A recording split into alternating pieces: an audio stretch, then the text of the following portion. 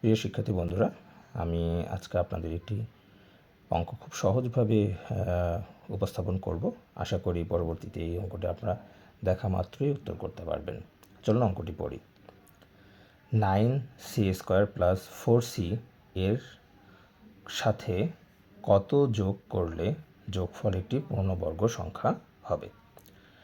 এই অঙ্কটা বোঝার আগে আমাদের যে জিনিসটা বুঝতে হবে তা হলো, আমরা জানি a + b² =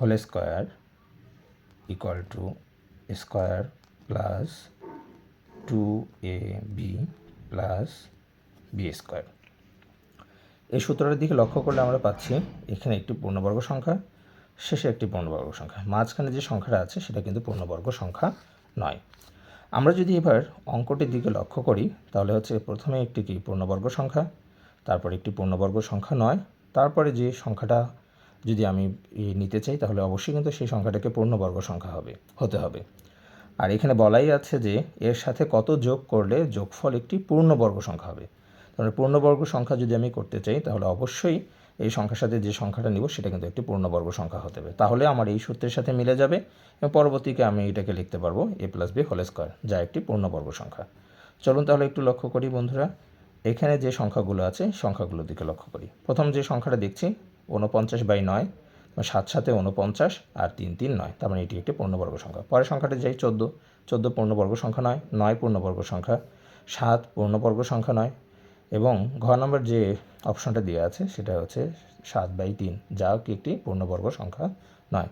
তাহলে আমি এখানে অঙ্ক না করেও কিন্তু আমি উত্তর করতে পারি যে 49/9 এই সংখ্যাটিই হবে কি আমাদের নির্ণেয় সংখ্যা, যা এই সংখ্যার সাথে যোগ করলে একটি পূর্ণবর্গ সংখ্যা হবে।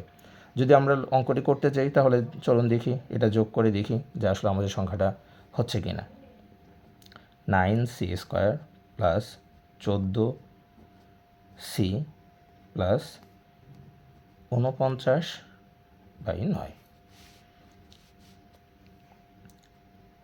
3c² + 2 × 3c × 7/3 + 7/3² সমান এখানে আমাদের 3 আর 3 কেটে গেলে থাকছে 7 দুগুণে 14c, তার মানে হচ্ছে 3c² + হচ্ছে 14c + হচ্ছে 7/3²।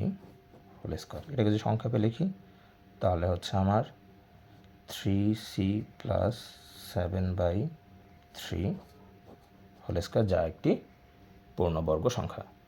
তাহলে আমার এত বড় অঙ্ক করার কোনো প্রয়োজন নেই। তাহলে আমি খুব সহজেই লক্ষ্য করব আবার যে এখানে দুটি সংখ্যা আছে, একটি পূর্ণবর্গ সংখ্যা, একটি পূর্ণবর্গ সংখ্যা নয়। তার মানে অবশ্যই আমাকে যে সংখ্যাটি হতে হবে সেটা অবশ্যই পূর্ণবর্গ সংখ্যা হতে হবে। পূর্ণবর্গ সংখ্যা হতে হবে তার অর্থ হচ্ছে কি এখানে আমি অপশনে খুঁজে দেখব যে কোনটি পূর্ণবর্গ সংখ্যা, যেটি পূর্ণবর্গ সংখ্যা সেটাকে আমি উত্তর হিসেবে নিতে পারবো। ধন্যবাদ বন্ধুরা। এরকম আরও সহজ অঙ্ক পেতে আমার চ্যানেলটি সাবস্ক্রাইব করবেন। ধন্যবাদ সবাইকে।